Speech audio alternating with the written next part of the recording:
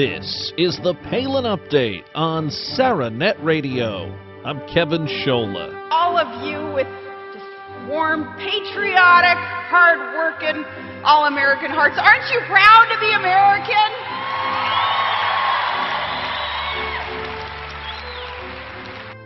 Just like Governor Palin, we are very proud to be Americans. And our guest today is right with us. Dave Bray, lead vocalist for the patriotic band Madison Rising, is here. Recently, Sarah Palin showcased the band's rendition of our national anthem. We'll talk about that and plenty more with Dave Bray today. Sarah Palin's thoughts on Syria, Martin Luther King, Mark Levin, Obamacare, and some Vietnam vets. Plus a milestone in the Palin family, and a special horse has some big success. A brand new Commonwealth Common Sense with Susan Stimpson coming up. And just ahead, our latest edition of Steel Resolve with Sarah Steelman. Right now, we bring in Mr. Dave Bray. He is the lead singer for a very pro-American band. And along with his bandmates, Alex Bodner, Sam Fishman, and Steve Podelsky, he received some very special recognition recently. Madison Rising is a patriotic rock band, and a few days ago, Governor Sarah Palin promoted the band's version of the Star-Spangled Banner on social media.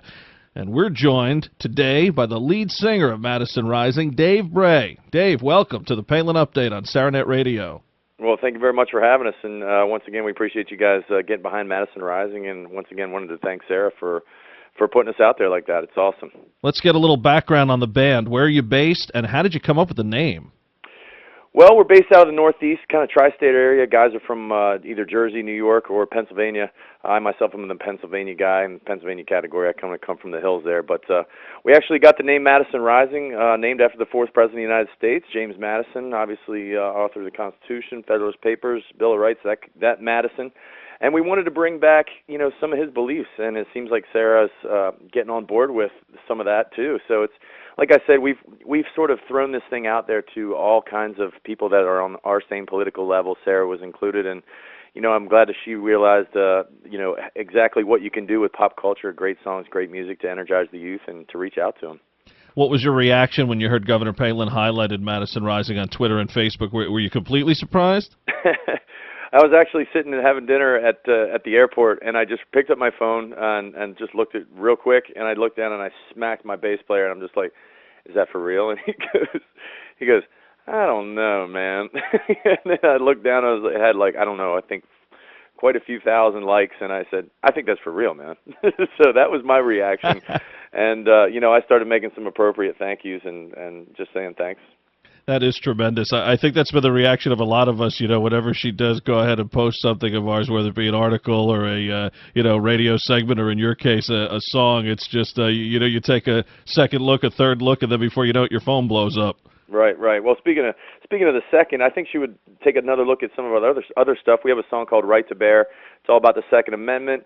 We have another song called "Ready If It Goes There." It's another pro-gun, stand your ground kind of song, and there's some really cool stuff that Madison Rising has been doing for the last couple of years that we've been kind of not really in the spotlight, but it seems we're turning a bit of a corner here. And when people like Sarah Palin start noticing you, you're kind of on the right track. So like I said, a huge thank you to her and to you guys for having us. Well, when you talk about President Madison and you talk about Governor Palin, you could see, why you have that name and why she's supporting you when you talk about what some of your songs are about. You're really getting back to the basics here of what this country's supposed to be. Dave, let's listen to your rendition of our national anthem. Let's do it. Turn it up.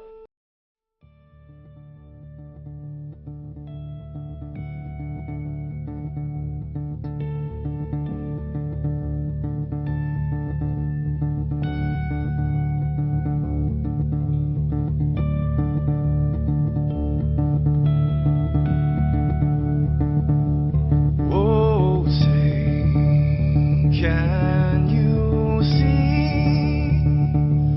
by the dawn's early light what so proudly we hailed at the twilight's last gleaming, whose broad stripes and bright stars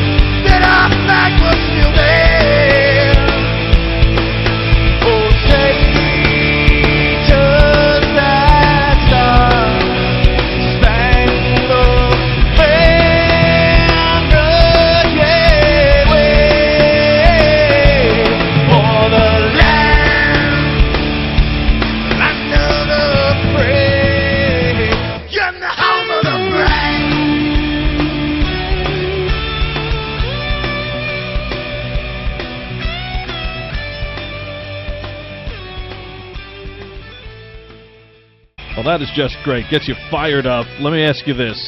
How did you guys come up with this arrangement and this style for the song? It's definitely unique. It was written, believe it or not, on a train. They said that Einstein did some of his best work on a train, and I did a lot of training back and forth to New York City from where I live in Pennsylvania. So we were actually told to not touch it because we were going after that sort of pro-American feel, and this was one of the songs that I really wanted to do. I was told basically, you know what, just don't touch the Star Spangled Banner. People are way too picky and sensitive about it.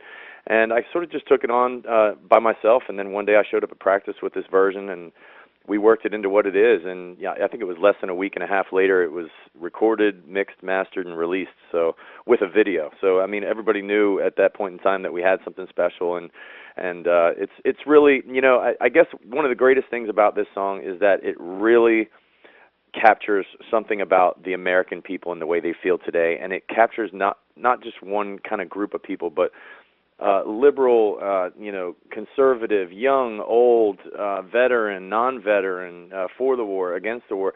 A lot of people see it as exactly what it was meant to sort of stand for and what America was meant to stand for in the beginning. And they really see it as a way to unify. I actually played a show the other night in Texas, and a lady came up to me, and she says, "Hi," and I said, "Hello," and she goes, "I just want to let you know I'm a liberal."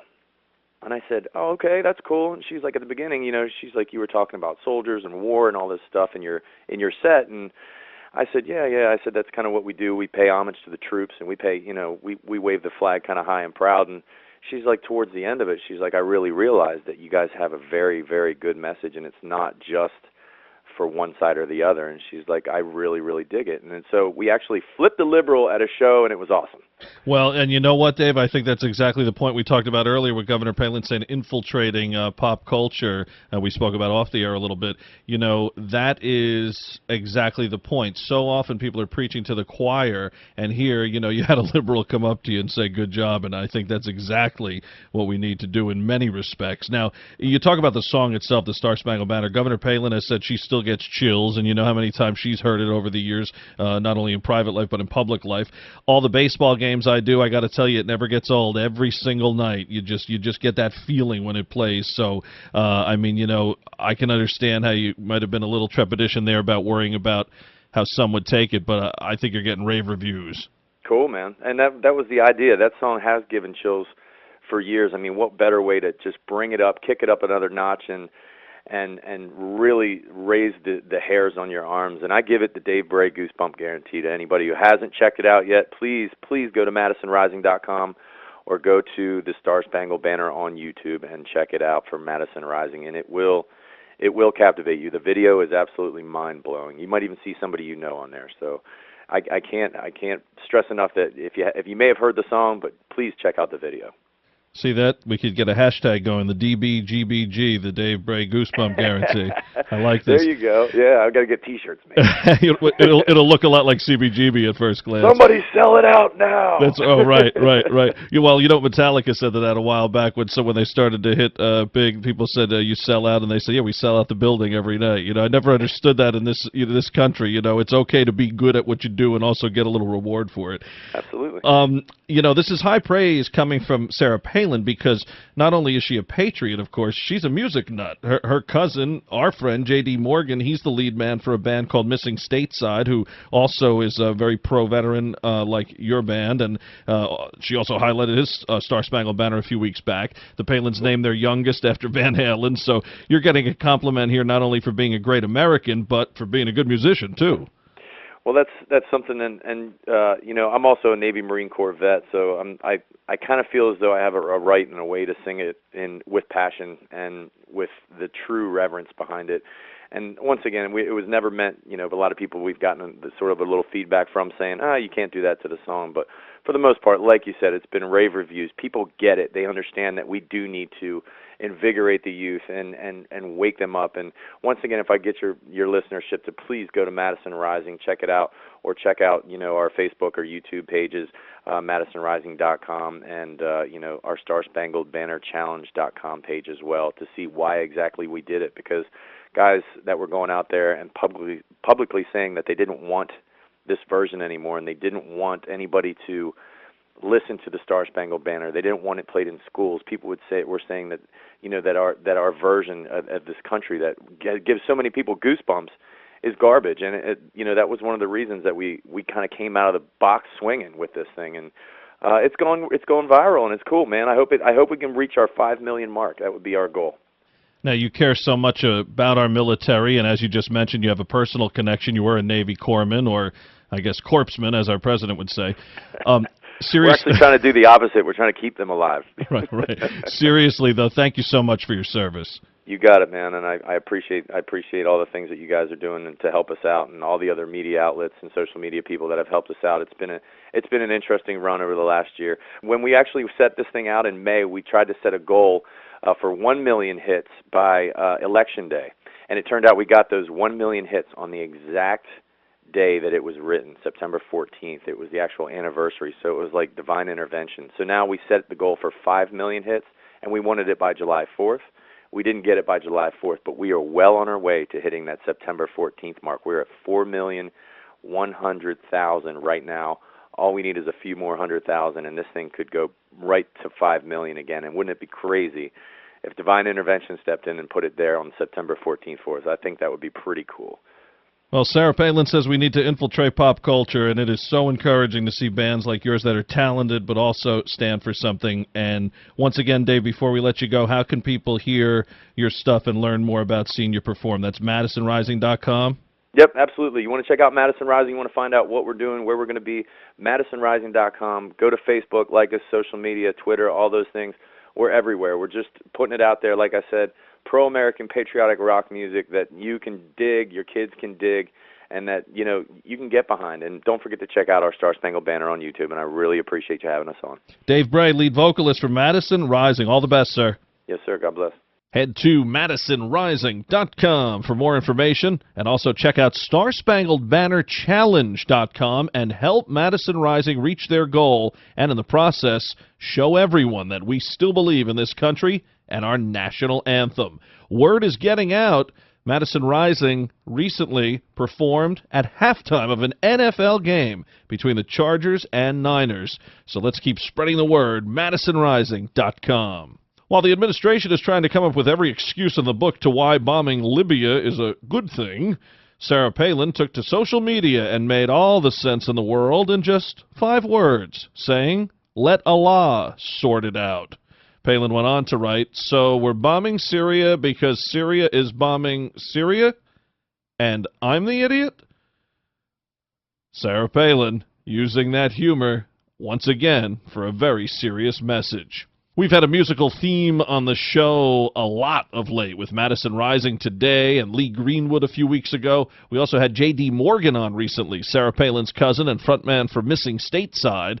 And this past week, Palin highlighted a photo from J.D.'s Facebook page of a reunion of Vietnam vets. Also in the picture, Jared Moody, who's the son of a Marine vet who lost his leg in Vietnam. In the photo, Jared is wearing a Missing Stateside shirt.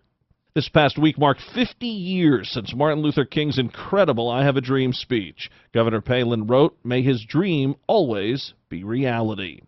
The governor also got some hunting in this past week, and during some downtime, she did what so many of us have been doing recently. She read Mark Levin's new book, The Liberty Amendments. Many so-called Republicans are crumbling right before our eyes when it comes to Obamacare, but not Palin, who urges forced enrollment in Obama's Unaffordable Care Act is weeks away. This beast must be stopped. A special congratulations to Trig Palin, who went off to school this past week. How time flies. And how about that horse, Dance to Bristol? This amazing animal is on a win streak and recently captured the Ballerina Stakes. Governor Palin highlighted the horse on Facebook and Twitter. To see any of the governor's posts in their entirety, visit Sarah Palin's Facebook page or follow her on Twitter at Sarah Palin USA. It's time for Commonwealth Common Sense with Susan Stimson and Kevin Scholla. Hey, Susan, welcome back. Thank you, Kevin. It's great to be here. I know last week you fired a first salvo, if you will, on this Obamacare situation that is really at a critical stage right now. And here we go again, just another week later, and he's already had to abandon the individual mandate, but there's a debate within the Republican Party of what to do here as far as defunding or delaying or what you want to call it, and you have different wings saying different things. So where are we here, and what are your thoughts? Well, I think especially this last week, some of the news that continues to roll out on Obamacare and how bad it really is for the economy, the pressures on businesses. You're seeing a lot of businesses that they're cutting their part-time employees under their 30 hours. You're seeing different companies that are cutting thousands of spouses because they can't afford to offer them the health care. And then you have a debate within the Republican Party to defund it, or should you be clever in the ways to quote-unquote trick this issue? And my point simply on this is let's just start with the truth, and let's also start with if you prevent it from being implemented where you can push back, that's much easier than allowing it and then going back to try to undo it. We all know that that's not going to happen. Once an entitlement is in place, it's impossible to roll it back. So, government is the consent of the people, and I don't think that the people are extremely pleased right now with Obamacare.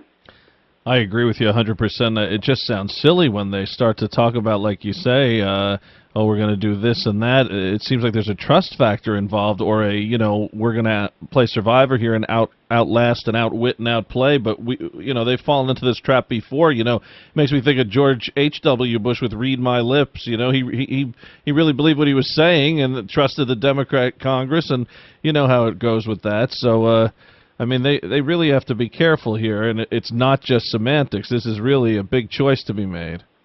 Well, we do have GOP governors that are caving across the nation on this, and then you have some that are standing strong. What Governor Scott Walker, what he's doing in Wisconsin, I think looks like it's workable. Some of what his approach is. In Virginia right now, we have a transportation bill that passed the General Assembly that was the highest tax increase, the largest in Virginia's history. But tied to that was a deal that the Republican leadership cut with the Democrats to expand Medicaid. Now, our GOP leaders are saying very strongly that they are against expanding Medicaid, but they're not saying that they're going to stop the expansion of Medicaid. And government is by the consent of the people.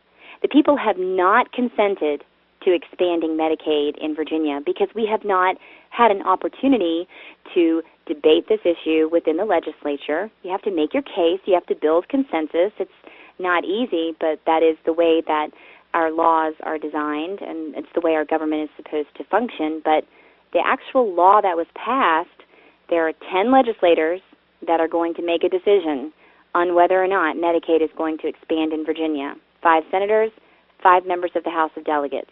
We already know it's going to pass the 5-member panel in the Senate.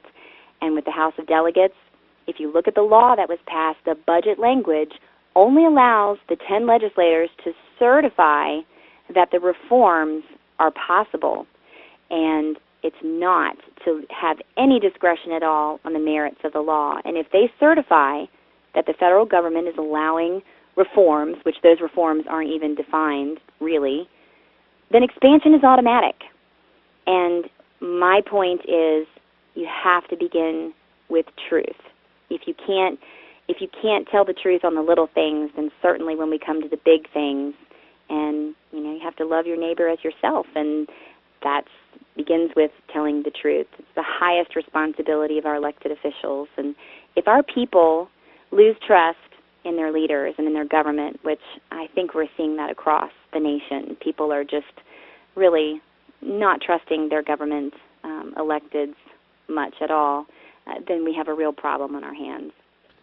Well, that's a very important way of looking at things here because it really shows the layers to this. You're talking about state houses, state senators, then you get into these governors, these GOP governors that you mentioned, and then, of course, in Washington with the senators and those in the House of Representatives. You know, it's one thing to stand for something. I mean, liberals have come out and have embraced this from day one. We know at least where they stand, but, you know, you talk about the truth, you talk about honesty. That's what gets people, you know, almost just as much as this poor health plan, is the fact that these GOP guys were out there hardcore against Obamacare. I'm against Obamacare. I will shoot down Obamacare. They get elected, and now here we go. We're going to play, and we're going to make bargains. Well, what does the federal government ultimately do to push things through the states? They waive money, and it all comes down to money. And in Virginia in particular, it's $3 billion a year. And the legislators are going to come out and they're going to say, oh, but we got great reforms. You know, we were able to reform. That's why we expanded. We were actually able to save money. But that's like saying, hey, honey, I could have bought a Ferrari, but instead I bought a Corvette.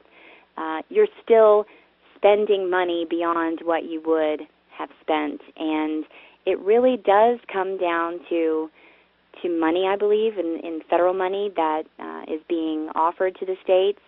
And I think we have to ask ourselves, do we believe as Republicans in our creed of a limited government and people being able to make choices for themselves, or are we just selling a product?